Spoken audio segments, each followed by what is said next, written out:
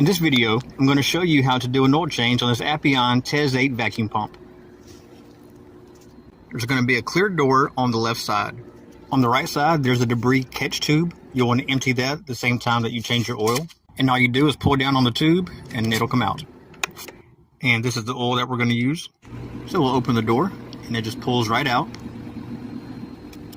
Put that to the side and then we'll install the new one. Close the door. And that's it. If you found this video helpful, hit the thumbs up button and subscribe.